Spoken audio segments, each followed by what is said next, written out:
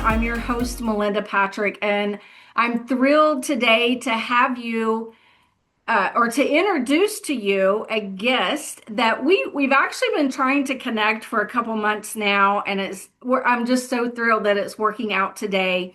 And if you've been listening to the podcast for the last 6 months, I've actually been doing a teaching series. And so this month, we are going to put that teaching series on hold and we're going to focus again back on testimonies. I think testimonies are very powerful. One, they say what Jesus has done in my life is possible for it to happen in your life or your loved one's life. And so today, without any further delay, I am introducing to you my new friend and Justin. We're actually colleagues. We work in the same circles. We have the same friends. And anyway, I'm going to introduce to you Justin Greenfield. Justin, welcome to the Bridge Between Us podcast. Thank you for having me. I'm excited to be here too. Yeah, it seems like a few months we've been having this dialogue going back and forth, and we're making it happen. So thank you for joining me. So, Absolutely happy to be here. so my first question to you is, why would you even want to be on a podcast like the Bridge Between Us podcast? Sure, I'm looking for a lot more shame in my life. Aren't we all, right?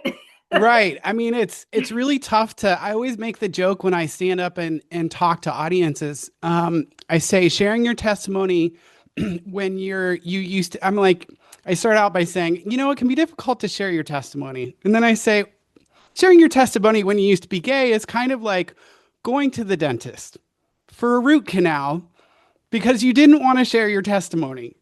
It's just like, it's so hard sometimes to share these difficulties as it is for a parent, but people are redeemed because you share the tough stuff. When you share those little insights that have changed your life powerfully, when you see the transformation of Jesus in your own heart, and God has called me to it. So between those things, I just want to do as much as I can for the kingdom in this life and see people brought joy with the redemption of Jesus.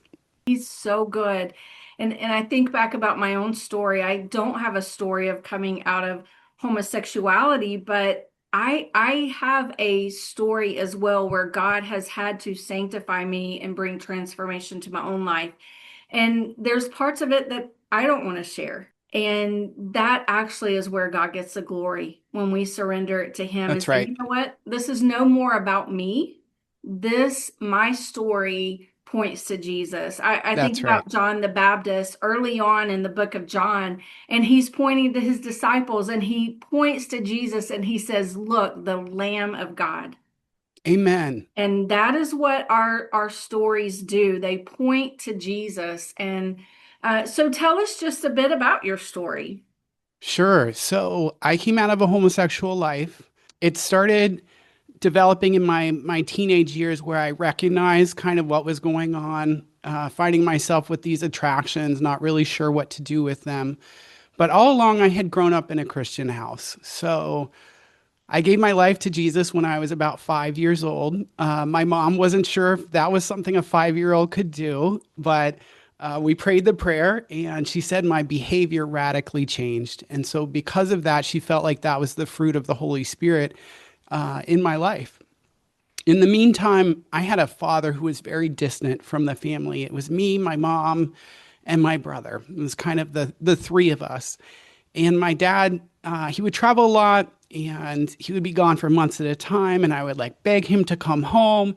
But then when he would get home, I would hide from him because he was a very angry person. And he had a really scary tone when he would get angry. And I remember nights when I would be in bed and I couldn't sleep because I would hear downstairs my dad and my mom yelling back and forth, mostly my dad. And, and so, I would beg my dad to come home and then he'd come and visit and I would hide from him. It was like I wanted a dad, but I wanted a different dad, a dad who was kind-hearted towards me, who was really invested in me and wanted to, take an interest in the things that I was interested in because Usually when he came home, we would go to like, he really enjoyed rocks and gems. And so we go to like rocks and gem shows, which were fun, but they weren't necessarily like my favorite thing to do. So that was that was my interaction with my dad. And eventually I came to the point where I made a vow. I said, I will never be like my father. And when I did that, I accidentally, unknowingly, put up a wall, not just between me and my father, but what my father represented, which was masculinity. And so I think I took a back seat to my own journey into masculinity. I was already having social kind of issues with the other boys, not being able to connect as well, not being as good at the games, at recess and things like that, because I didn't have a father at home to toss the ball with, to learn the skills, to learn how to interact with guys. Plus, I was soaking in my mom's energy and her modeling how to behave, and so I'm sure that there was just a disconnect there between me and the other guys and the culture of the male world, and so I wasn't as well accepted in that world. So between those things, I think that I felt just a little bit safer in relationships with females. I kind of had some artistic things going on with me. I was a really sensitive kid. So there were a number of personality things that I think got in the way of my relationship with the other boys, and maybe with my father too, where because I didn't have the same interest as him, he wasn't as readily able to connect with me. And so that was kind of my relationship with my father, that vow that I made, and then the other boys. My mom, on the other hand, she kindly, took up the mantle of both the mom and the dad at the house. And my parents finally got divorced when I was 10. My brother's 2 years older than me. So he was 12. And at that point, she had to get a job. We had to move to a smaller house. And she worked as hard as she could to provide, to take care of us, to provide us extracurriculars. And that was great. That was wonderful. But at the same time, her emotions started dominating our household. I think that she really needed that emotional connection, just like any human being would. And she started trying to find a lot of the emotional connection that was meant for a husband in her kids. And so I think that caused us to need to grow up too fast. I think that, we were very concerned about her well-being, and then it just progressively kind of got worse, where my mom started becoming really, I think because she was so frustrated in life, just carrying the burdens, that she started taking it out on me in particular. My brother didn't get it so bad. My mom actually started becoming physically violent towards me and never laid a hand on my brother. I was just kind of the black sheep, which sometimes happens in the family dynamics that you see with boys who end up with same-sex attractions. It's not every family, and it's certainly not in the degree that you would see in some families, in my family, where my mom became physically abusive. But many nights I would come home I was a swimmer, and so I come home from swim practice, or she would come home from work, and I would notice immediately what kind of mood she was in. And if she was in a bad mood, I was going to my room, because that was my way to protect myself. And I just wouldn't come out.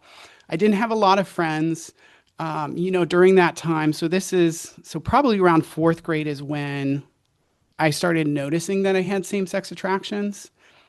And I had read the book when I was in third grade, where it was here are the puzzle pieces, here's the birds and the bees, how it's supposed to work. And then I had these things coming in where, it was kind of that same feeling, because boys are always meant to connect and bond with their own gender before going on to understand the opposite sex. And I just wasn't receiving that constant, steady diet that boys were meant to have, of little meals of same-sex love and affection and attention. And so I grew this starvation hunger. And so when people say I always felt that way, that's how I felt. I always felt that way. And then there was just a little turn, slowly turned in fourth grade and fifth grade and sixth grade. Fourth grade, I was like, well, this is interesting. It's not really like the book. I'm still kind of interested in the guys around me. And now I'm interested in their form and their bodies. And then in like sixth grade, I found pornography on the internet. And the whole time I'm wondering, part of me was like, I wonder, at least at first, I was like, I wonder if all guys struggle with this and just don't talk about it. Because I didn't have good guy friends to like ask that question, to be close enough where I could be like, hey, is this normal? And so a part of me hoped that it was a phase, and it really wasn't. And so part of the abuse that was going on at home was that I was facing same-sex attractions. My mom found the internet history, and she felt like it was a personal attack on her, that Yeah. I was trying to harm her or like ruin her image and everything that she had worked for as this single mom who was putting out so much energy. And it was it's hard for me to talk about because particularly when I talk to parents, because I felt like I needed somebody in my corner. I felt like I needed her to be on my team, and she just couldn't see it. And it was about her, and it was about how she felt about the situation, and that my situation had to be about her, but it wasn't. It was about what was happening in me. It was scary. As a kid who wanted to follow Jesus, I was horrified. I was praying, God, take this away every night. I wanted to follow him. And the problem wasn't my desire to follow him. I just didn't have the insights as what was going on, and I didn't have the help, right? Like the healing does not happen in a vacuum. It happens through relationship. Still needed that steady diet of male input, the affection, the attention, the affirmation. And who was going to tell me? The church wasn't, you know? My mom had no clue, right? And if we just, this is my message, like I just encourage people to share, even if it's one person, two people, you never know what life you might change with just a little bit of insight. Yes. But anyway, back to where I was with the physical abuse and, I was praying to God. I would say, God, like take me out of homosexuality, like my desires. I wasn't acting that way or like living that way. I was struggling with pornography, but I was not interacting with other people. And then I was also like, God, please get your girl, because one minute she's reading the Bible and the next minute she's over top of me swinging her arms back and forth. And so it was a very scary environment. My brother had done some things violently towards me as well, particularly younger when I was younger. And so there was nobody who was safe in my life. We would occasionally go and see my grandparents who were like 3.5 hours away, Thanksgiving, Christmas, and my grandma and I would connect. But I knew that I could never tell her what was going on with my mom. The golden rule in our house was you never say anything that would shame mom. And there's good reason for that, right? Like we want to honor our parents. But I could never get help if I couldn't talk about it, if I couldn't talk about what was going on at home. And so I was at church 3 days a week and nobody saw me. Nobody saw what was going on because I was forbidden to talk about it. And if my mom got this, because I felt like people wouldn't believe me either because we put on a great face at church, and my mom was involved at church, Sunday school, teacher. And so I felt like I could tell one person, this is somehow going to boomerang back to my mom. She's going to get in front of it, and then she's going to take it out on me at home. And so it was this chaos. Eventually, the abuse got to a point where I thought that my mom might take my life and or cripple me. And when that situation happened, I went to God and I said, God, I pray that you would take this away. And you haven't, my same-sex attractions. I prayed that you would do something about her, and you haven't. I said, I still give you permission to change me, but if I live in shame and silence anymore, I'm going to end up taking my own life if she doesn't. And so I went from very introverted, this like, like I, I guess the word closeted might apply. I was very like constrained and unable to just, I'm not saying even the gay stuff, just like I wasn't able to be a person because I was holding in everything, the shame, my mom, my family, her emotions. I couldn't even get in touch with my emotions because I was so attached to the female mind, to her mind, trying to make sure that I was safe, trying to make sure that she stayed in a positive mood so that I was safe. I didn't even know who I was. And then all of a sudden I went to the school K through 12 and I wasn't like a popular kid. Like people didn't really hang out with me. And then I gained like tons and tons of friends my junior and senior year. I ended up on prom court, my senior Wow. year, which like I never even would have dreamed that that would have been possible my sophomore year, you know. But so there was something good that happened in the midst of it, like me feeling like I could just exist, I could have the feelings and the thoughts that I did, and the problem was that I needed to do that with God, you know. Like God wanted me, He wanted me to be a human being who had these feelings. Like God gave us feelings and heart and our thoughts. And I didn't just need to like close myself in and trap myself and make sure I don't do bad things. Like God wants us to live these vibrant, whole lives.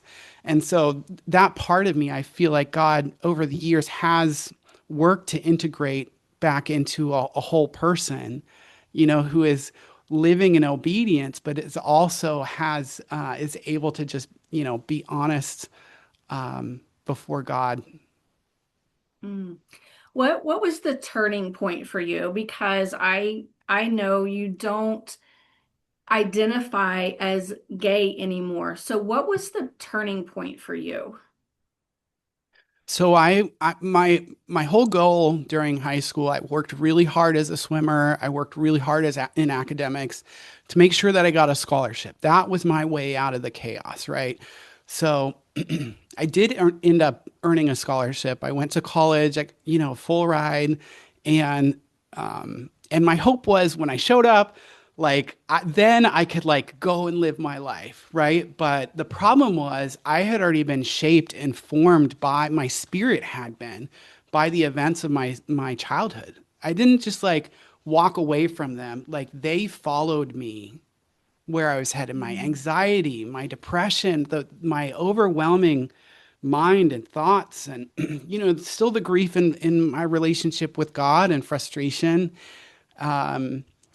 And then my swimming, I had a back problem from earlier in high school that came back my freshman year of college. And my coach didn't understand why I was like, I had to be out of the water, that I needed time to rest my back. And he said, get in the water and swim. One day, he was like, get in the water and swim, or you're off my team. And I said, Coach, I have to live with my back, so I'm off your team.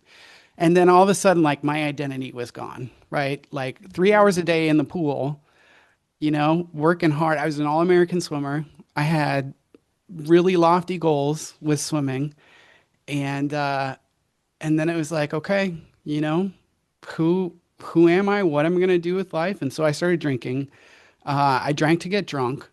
And then when I got drunk, I would hook up with other guys. And that wasn't something that happened very much in high school. I think I had two situations, like maybe my senior year, but it was like constant during my freshman year, and I never could get in a relationship, ongoing relationship, because every day, the next day, it was like the guilt and the shame. Like I just knew that it wasn't right to live this way. I didn't need the Bible to tell me it was wrong. Creation told me so, right? Like I looked in the mirror and I knew that this is not the way that it's supposed to be. And so there was no harmony in my soul between my heart and my behavior. I wanted to be whole, and my thought was, all the judgment is from the world and like mean people in the church. Like that's why I feel so like I had anxiety and depression about this thing, but no, like it's because my soul was divided. It's because I was not who I was supposed to be. And my body was going to tell me every single time that it's not supposed to be like this. And so I was still struggling with God. Come to the end of the semester, and I was in my room, my dorm room. There's one long hallway that goes down the dorm and several doors. It's a co-ed dorm. And there's a girl down the hall. Her name was Catherine. And I'd say she was like a dreamer Christian. Like she smiled a lot, and she loved Jesus. And everything was kind of like flowers. At least that was like in my brain, like how I thought about her. And I was like, that's great for her. I love that she's got that. And I even sponsored a kid through Compassion International, through sophomore, all the way. I was still sponsoring him freshman year of college. I was like, that's great for him. Compassion International provides meals and the gospel and education to kids in third world countries. And so you sponsor a kid, and I would write him letters, and I would talk about what he learned in Sunday school. I'm like, that's great. I love that he's learning about Jesus, but I still didn't know how a relationship with Jesus was supposed to work for somebody like me. And Mm-hmm. so one day I was in my room and I was breaking down, just looking at my life and going, I don't want to live like this. I don't want to go to the clubs. I don't want to see those, you know, at the club, it's like the 30-year-olds are treated like they have one foot in the grave. They're not the hot new item. And you look at their eyes and it's just empty. It's just soulless. And I could see where the rabbit trail was going. So I'm breaking down. Catherine is walking down the hall. She sees me and she's like, "What's up?" And I just like spill my guts. And I'm like, I'm gay. I don't want to be. I want God, but I don't know how that would be an option for me if that's a thing. And she looked at me with compassion and she said, "Justin," she said, "I don't think you chose to be gay." She said, "I think circumstances, probably with your father, have made you think that you were gay." And I was doing more than thinking, right? Like it was coming out from my heart. But she said the right thing. It didn't have to be perfect. It got me started down a track of thinking, okay, if I had rejected my father, if I felt rejected by my dad, which I did, and then I rejected my father back, like what would that have done for my own journey into masculinity, right? And accepting who I am. And at the same time, so that was one thing, and the second thing was Oswald Chambers, my utmost for his highest, the I love that devotional, devotion book. Yes. wonderful classic devotional. So I had received that as a graduation gift from a longtime family friend.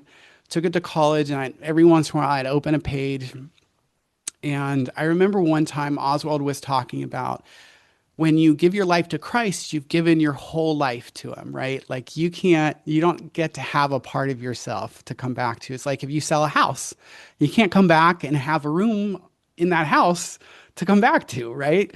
And I was like, God, like I gave you my sexuality. I gave you myself, but you wouldn't take it, is what I'm thinking.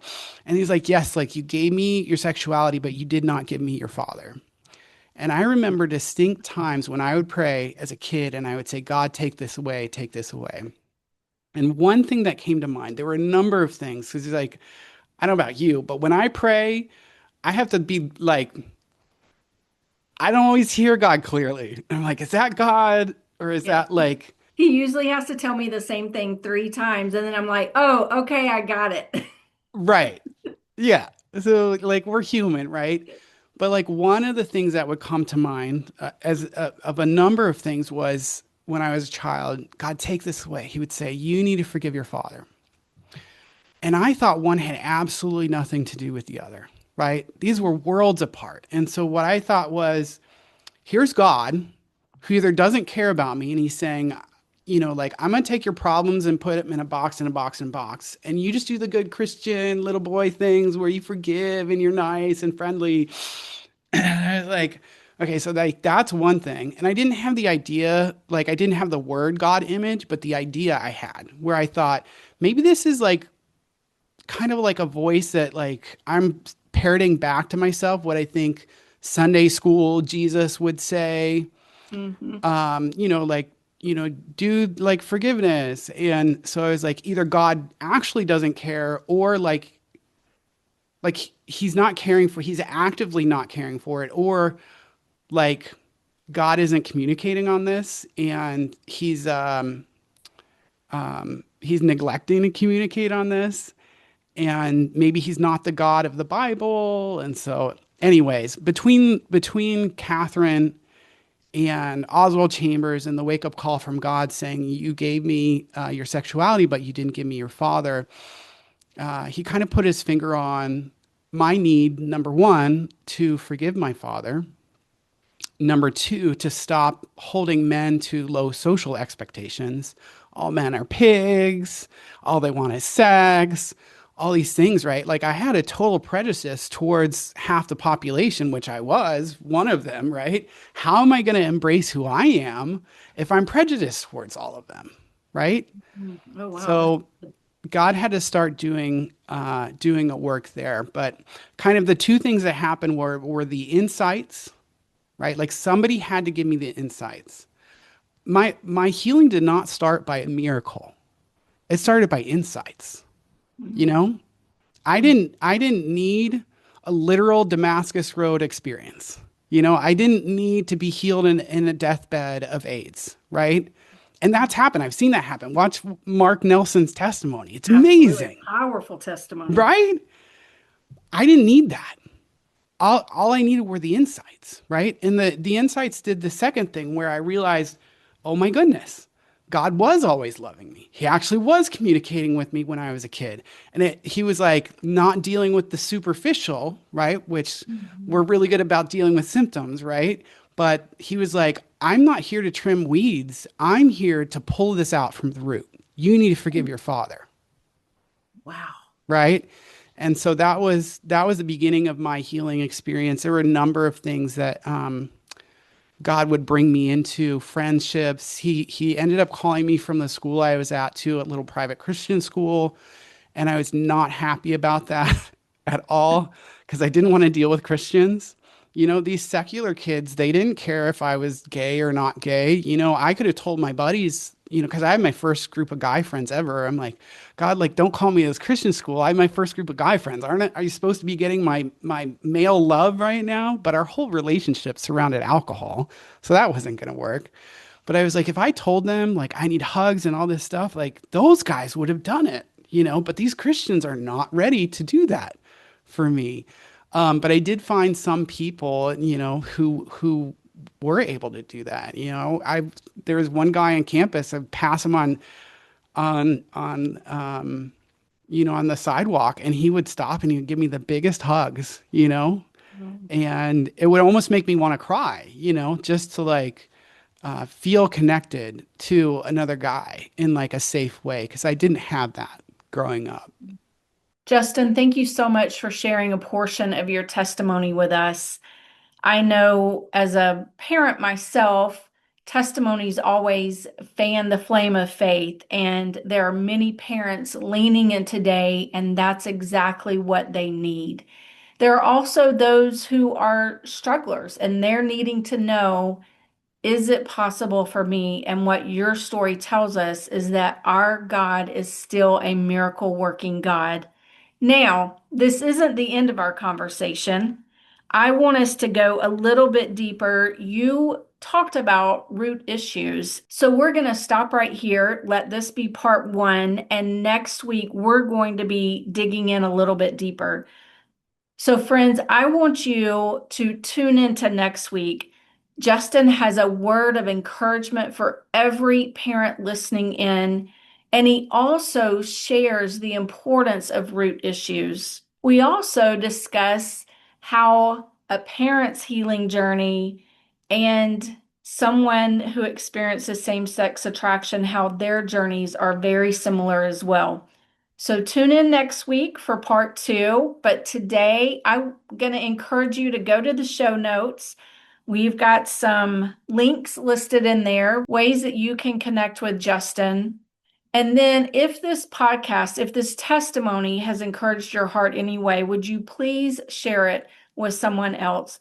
There are a lot of hurting families out there wanting to know how to navigate this journey. And that's one of the reasons why the Bridge Between Us podcast is here. Okay, friends, until next week, I want you to remember that God has entrusted this journey to you. And as you engage with Him, He will be faithful to equip you for each next step. I'll talk to you next week, friends.